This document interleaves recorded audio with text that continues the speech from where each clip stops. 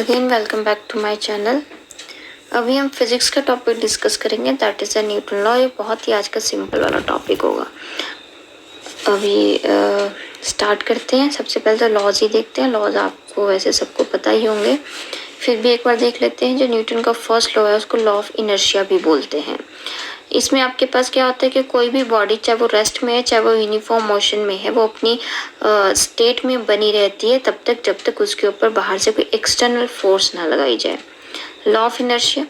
Next आता है Newton का सेकंड लॉ। न्यूटन का सेकंड में आपके पास क्या होता है कि आपके पास चेंज इन मोमेंटम होता है, that is directly proportional to the applied force होता है।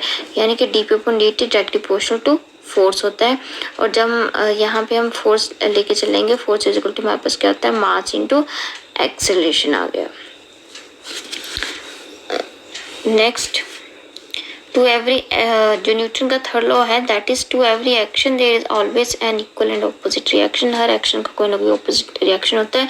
यानी कि अगर एक बॉडी दूसरे के ऊपर जितनी फोर्स लगा रही है उतनी सेम फोर्स दूसरी भी ऑपोजिट डायरेक्शन में पहली वाली बॉडी के ऊपर लगा रही है। तो F A B equal to minus of F B A. हाँ बच्चा, इनर्शिया। इनर्शिया का मतलब होता क्या है? इनर्शिया का मतलब क्या होता है? रेजिस्टेंस टू चेंज, मतलब बदलने से इनकार करना। रेजिस्टेंस टू चेंज, चेंज होने से इनकार करना। तो वो चीज़ क्या होगी? इनर्शिया ऑफ रेस्ट होते हैं, इनर्शिया ऑफ मोशन होते हैं, इनर्शिया ऑफ डायरेक्शन होते हैं। इनर्शिया ऑफ रेस्ट का मतलब क्या है कि बॉडी रेस्ट के ऊपर वो रेस्ट में ही रहना चाहती है, वो मोशन में नहीं आना चाहती। इनर्शिया ऑफ मोशन का मतलब क्या है कि बॉडी जो मोशन में है वो मोशन में ही रहना चाहती है, वो अपने मोशन को चेंज नहीं करना चाहती, रेस्ट पे नहीं आना चाहती। थर्ड है inertia of direction. Inertia of direction मतलब कि बॉडी जिस डायरेक्शन में जा रही है वो उसी डायरेक्शन में जाती रहना चाहती है, वो अपनी डायरेक्शन चेंज नहीं करना चाहती।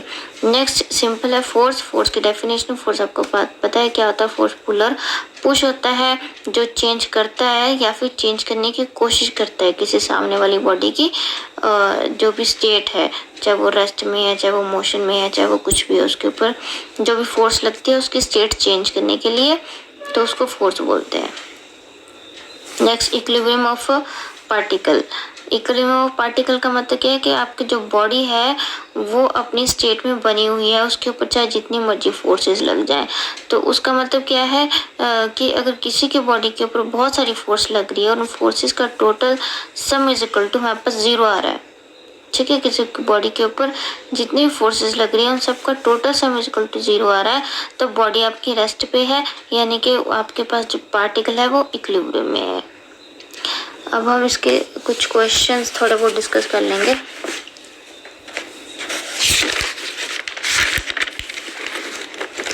बहुत इजी है ये। इसके बाद थोड़ा लेवल डिफिकल्टी का इसके बाद हम थोड़ा सा बढ़ाएंगे।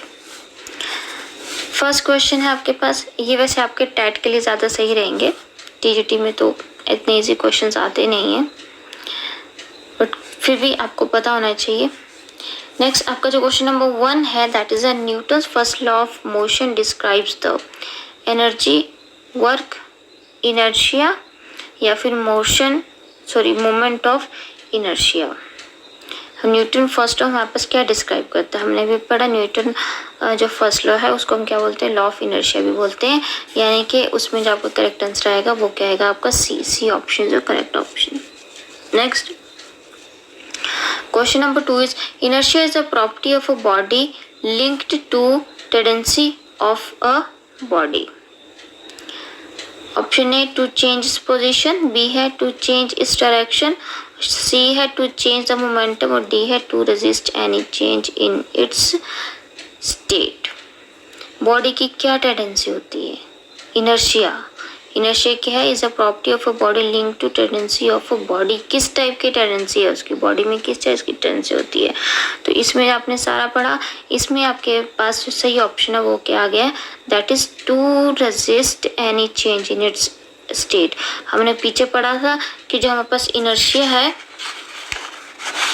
हमारे पास इनर्शिया है वो हमारे पास क्या? रेजिस्टेंस टू चेंज, वो चेंज को रेजिस्ट करता है। तो वही हमारे पास यहाँ पे आ गया कि inertia is a property to resist any change in its state.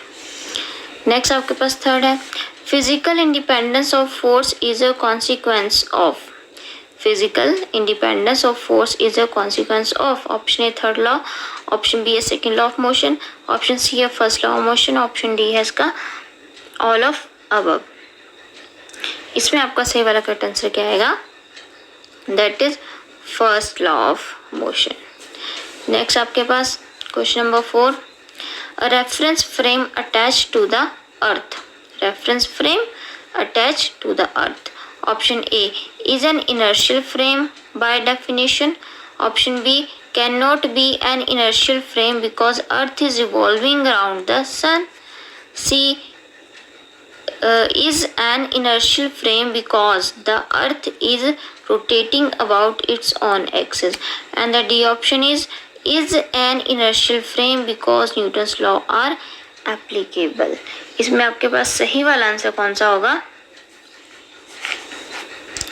सही वाला होगा आपके पास B, that is a reference frame attached to the earth cannot be an inertial frame because earth is revolving around the sun। जो अर्थ है वो सन के around हमारे पास revolve करता है, तो अगर अर्थ के ऊपर कोई हमारे पास कोई फ्रेम रेफरेंस लेके चलते हैं तो वो हमारे पास क्या होगी? इनर्शियल फ्रेम नहीं होगी, वो नॉन इनर्शियल फ्रेम होगी। ओके, क्योंकि जो हमारी जो अर्थ है वो रेगुलरली मूव करती रहती है, यानी कि non accelerated frame of reference आएगा यहाँ पे। नेक्स्ट क्वेश्चन दे लगते हैं, question number 5।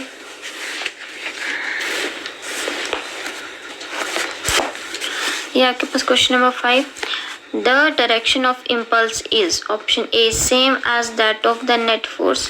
B opposite to the that of the net force. C same as that of the final velocity and D same as that of the initial velocity। इसको ध्यान से पढ़िए। जो आपके पास इम्पल्स होता है वो क्या होता है? वो हमारे पास फोर्स होता है, that is same as that of the net force आएगा हमारे पास। ध्यान से पढ़ लीजिए सारा। Now the question number 6 is a particle of mass m is moving with velocity v1.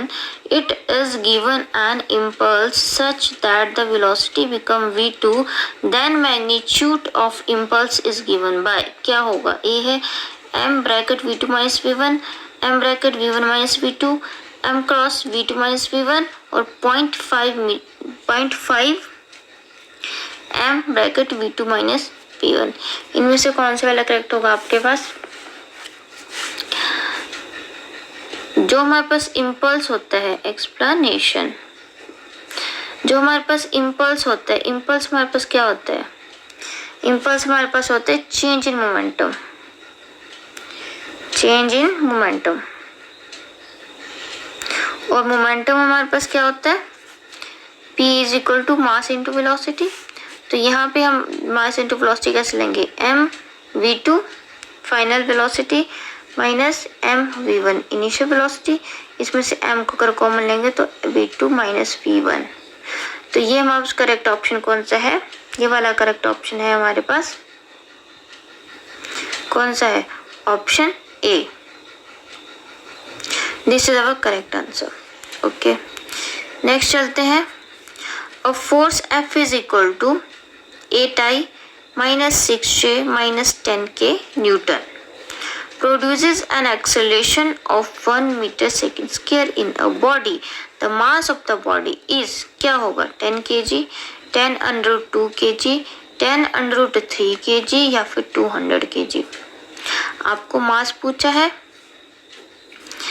Force दे रखा है, एक्सेलरेशन दे रखा है, तो आप क्या लगाएंगे? न्यूटन का सेकंड लॉ लगाएंगे। न्यूटन का सेकंड लॉ हमारे पास क्या है? Force is equal to mass into acceleration. हमें निकालना क्या है? मास निकालना है। तो यहाँ पे अगर हम मास को इधर रखेंगे तो हमारे पास फॉर्मूला क्या बना? Force upon acceleration. अभी हमारे पास क्या है? फोर्स वेक्टर फॉर्म में। यहाँ पे हमारे पास क्या आएगा? मैग्नीट्यूड आएगा। F इज इक्वल टू का मतलब क्या हो गया? Magnitude of force. मैग्नीट्यूड हम कैसे निकालते हैं? मैग्नीट्यूड निकालने के लिए क्या करते हैं? ये जो हमारे पास कोफिशिएंट्स है आई जे के, इनका स्केयरिंग करके इनको ऐड करेंगे तो हमारे पास क्या आ जाता है? यहाँ पे 8 का स्क्वायर प्लस 6 का स्क्वायर प्लस 10 का स्क्वायर। ये 8 का स्क्वायर, 6 माइनस 6 का स्क्वायर और ये माइनस 10 का स्क्वायर अपॉन एक्सेलरेशन। एक्सेलरेशन हमें कितने दे रखा है? 1। तो इसको अगर हम सॉल्व करेंगे, सॉल्व करने के बाद आप देखेंगे इसका आंसर आएगा 10√2। तो आपके पास kg, तो ये वाला आपके पास कौन सा वाला ऑप्शन है? Option B. So this is the correct. चलते हैं क्वेश्चन नंबर 8 के लिए। A particle of mass m 0.3 kg subject to a force F is equal to minus kx with k is equal to 50 Newton per meter. What will be its initial acceleration if it is released from a point 2 centimeter away from origin? सबसे पहली चीज इन्होंने आपको क्या रखा है? मास। अच्छा, options है आपके पास 15 मीटर पर सेकंड स्क्वायर, 3 मीटर पर सेकंड स्क्वायर, 10 मीटर पर सेकंड स्क्वायर, 5 मीटर पर सेकंड स्क्वायर। यहाँ पे हमें एक्सेलरेशन निकालना है। एक्सेलरेशन में कौन सा? Initial acceleration. अच्छा हाँ, हमें यहाँ पे एक्सप्लेनेशन गिवन क्या क्या है। एक तो मास दे रखा है दैट इज 0.3 kg। ओके, अब और क्या है हमारे पास? हमें F इज इक्वल टू क्या दे रखा है? माइनस के एक्स है। जहाँ पे हमारे पास K क्या है? 15, तो आपके पास F इज इक्वल टू क्या आ गया? माइनस 15 x आ गया आपके पास। अब उन्होंने क्या पूछा है? एक्सेलरेशन पूछा है। तो एक्सेलरेशन का फॉर्मूला लगा दीजिए जैसे ऊपर लगाया था हमने। एक्सेलरेशन इज इक्वल टू हमारे पास आता है फोर्स अपॉन मास। फोर्स आपके पास कितना है? Minus 15x। मास आपके पास यहाँ पे कितना है? 0.3। इसको और सॉल्व करेंगे तो माइनस 15/3 इंटू इसके डेसिमल को सॉल्व करेंगे तो 10 आ जाएगा, इंटू एक्स। एक्स हमारे पास क्या है? डिस्टेंस। कितना डिस्टेंस है हमारे पास? 2 सेंटीमीटर। इंटू करके हमारे पास यहाँ पे आ जाएगा 2। अच्छा हाँ, यहाँ पे 2 सेंटीमीटर दे रखा है, इसको मीटर में कन्वर्ट करेंगे तो हमारे पास यहाँ पे 0.2 आ जाएगा। ओके, अब इसको हम सॉल्व करेंगे तो हमारे पास आ जाएगा आंसर 10 मीटर पर सेकेंड स्क्वायर। ये आप डायरेक्ट सॉल्व करके देख सकते हैं। तो ये वाला हमारा सही वाला ऑप्शन कौन सा है? ये वाला सही ऑप्शन है हमारा option C. Sorry, next question.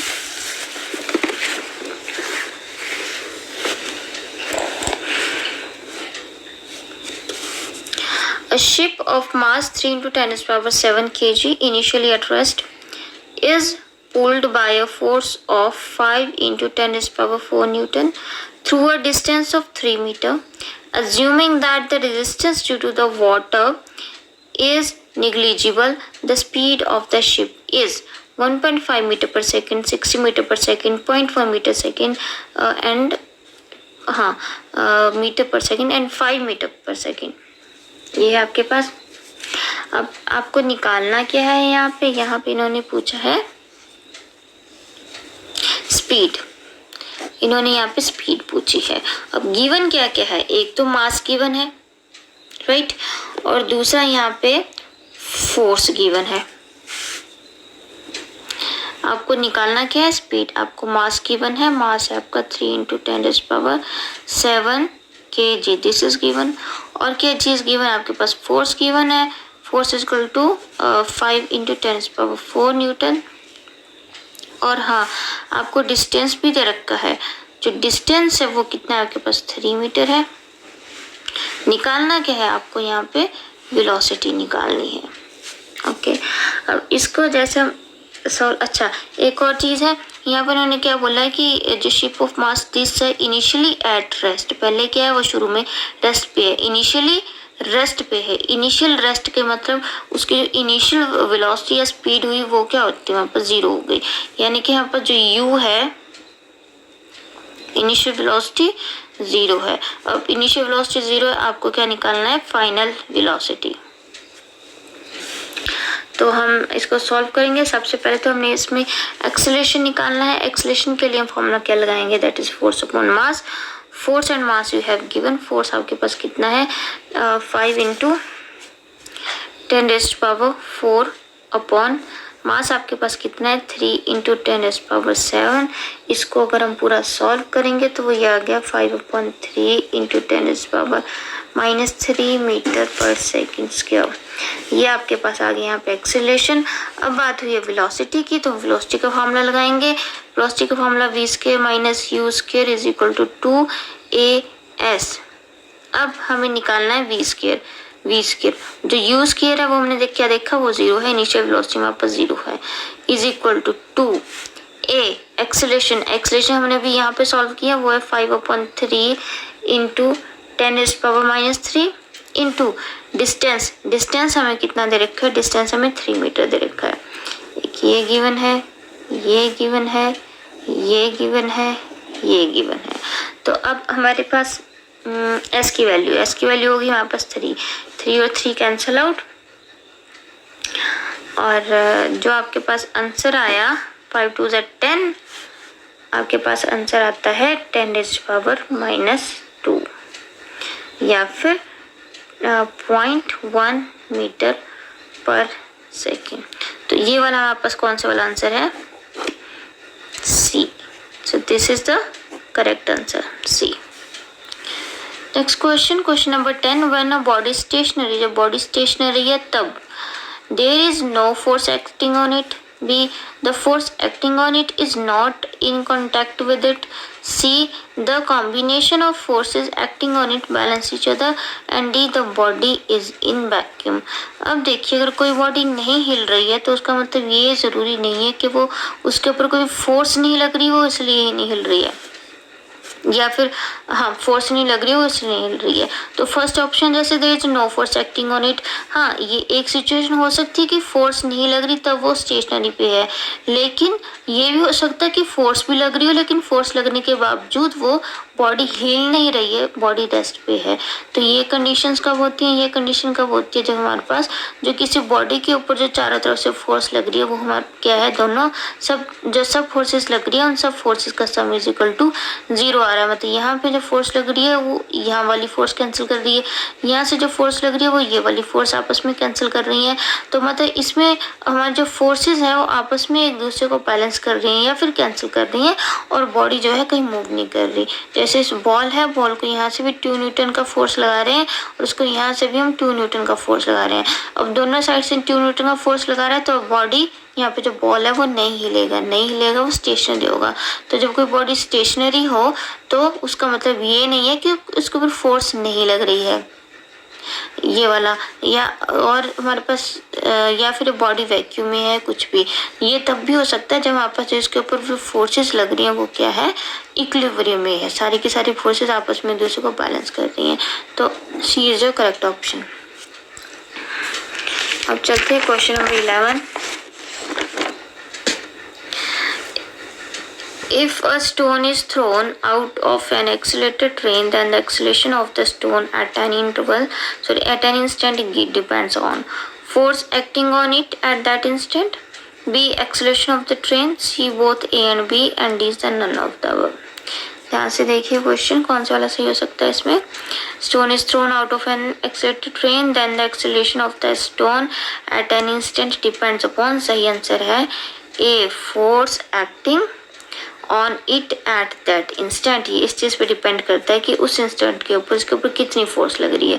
जैसे कोई पार्टिकल है कि 3 सेकंड के बाद कितनी एक्सेलरेशन से मूव करेगा, 3 सेकंड के बाद डिपेंड करता है कि इसके ऊपर कितनी फोर्स लग रही है, तो उस हिसाब से वहाँ से एक्सेलरेशन निकाल लेंगे। तो एक्सेलरेशन हमारा फोर्स पे डिपेंड करता है।